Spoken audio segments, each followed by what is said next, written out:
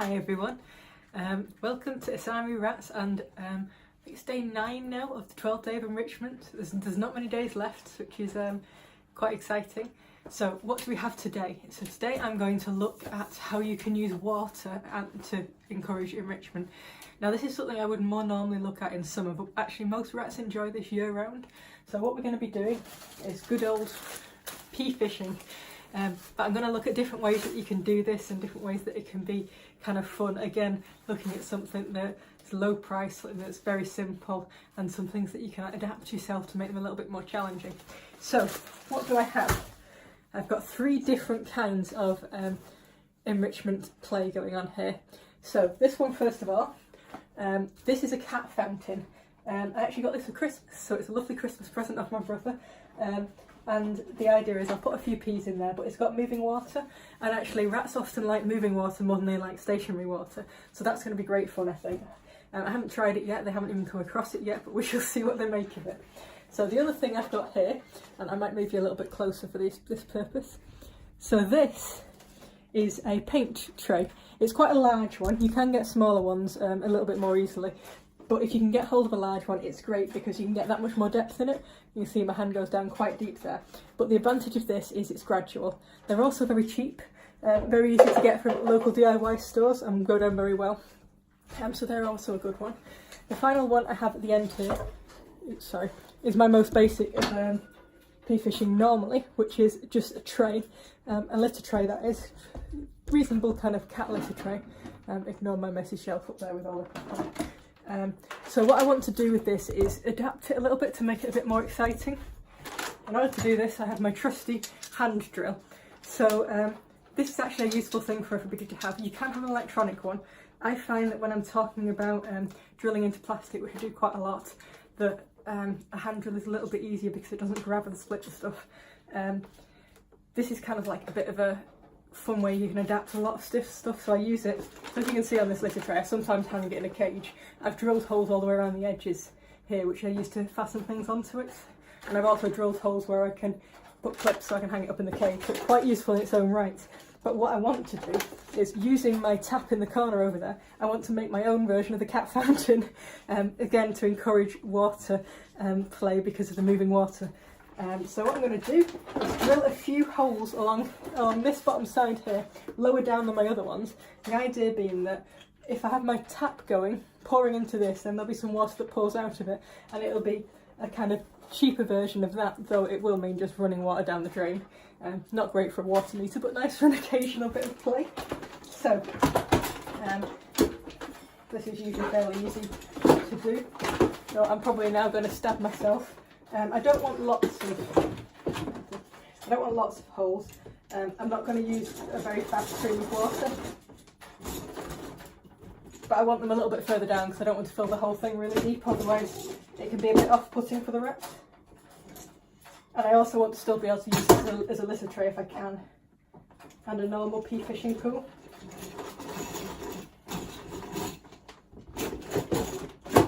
So I'm going to put about 3 and I'll see how that works. It's the type of thing, try, and then you can always add more or less later on. There we have it. Nice and easy and adapted. So let's turn you around a little bit. So in my corner with my handy tap, what I've done here is I've got a bit of a ramp which came with one of the cages I've had in the past. I don't use ramps in the cage, but it's handy to hold on to 1 or 2 because they're useful bits of mesh. And I'm using it just to brace across the sink because this will be fairly heavy when it gets going, and the rats like to climb on things. And then we shall just fill it up and see what happens. See whether my fountain idea works. It is a new idea, I haven't tried it before. But you've got to try things some point, haven't you? Right, so that's getting going. I'm going to talk about a couple of the other things that I use when I'm doing water kind of play and pea fishing. So these are just children's balls, and they're kind of play balls. You can get loads of them in the summer.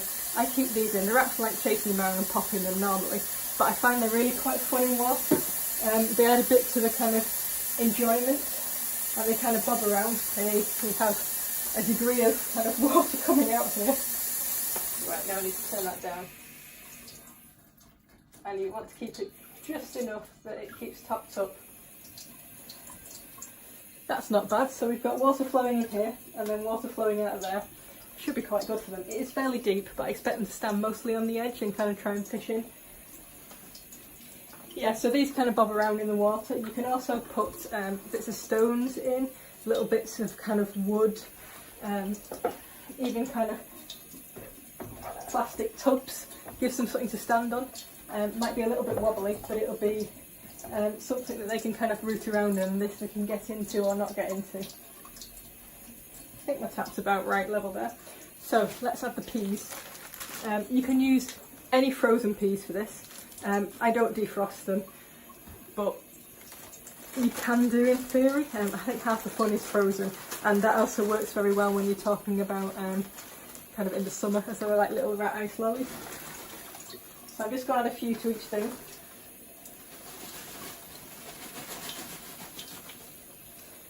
And I'm also going to add my secret weapon. This is frozen chopped up coconut. It's really good for their coats and such, and they also really, really like it. So I'll add a few of this as a bit of added challenge.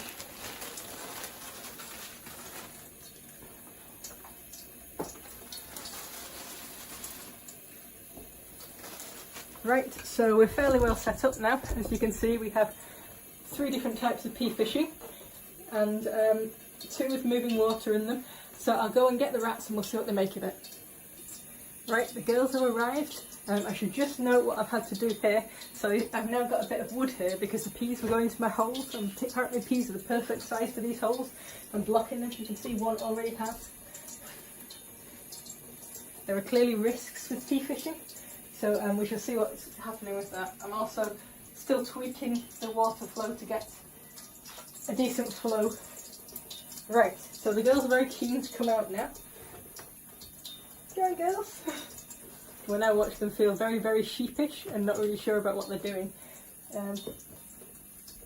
Or not. I should add with this what I've made sure I've done, because it's got an electrical cable. I've tucked it out of the way. You couldn't put something like this with the power without supervising the rats because it's risky. My girls don't really chew much, which is quite good, but it's one where I have to be very conscious of it. And especially if you have got chewers, you don't want to leave a live electrical cable without supervision. Come on, monster. There we go. You'll also notice I've put some of the pea fishing in this Alaska base again with a towel in the bottom. That's because they have been known to make a mess. There's definitely very interest. They've not noticed the peas yet, but it's new things. Rats will naturally show a bit of an interest in new things and want to kind of check them out and explore them. It may take them a little while to play with things, but that's fine. Oh, Mog's found the peas, which again is not surprising considering her condition. Oh yes, and we have our first pea fisher going on here. Little Luna has caught the first fish, a pea, sorry. It's in the probably the easiest of them. Oh, and Chocobo. You'll notice how she's getting in. In fact, I'll take you off and give you a bit of a close-up. There we have 2 successful pea fishers.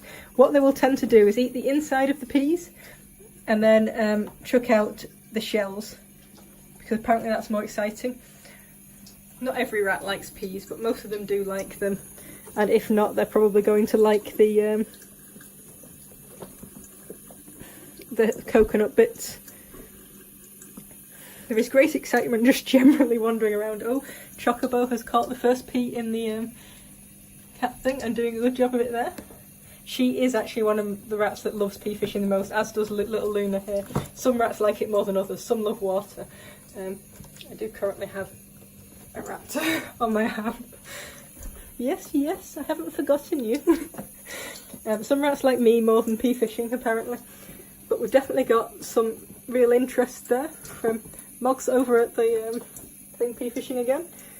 And we have some interest here. So they're less sure on that one because it is deeper. And when they get going, they quite often go into that sink and we'll have a play with the water coming out when I've dripped it in things before. Oh Luna, you are clumsy. I think she's mostly just having fun climbing around.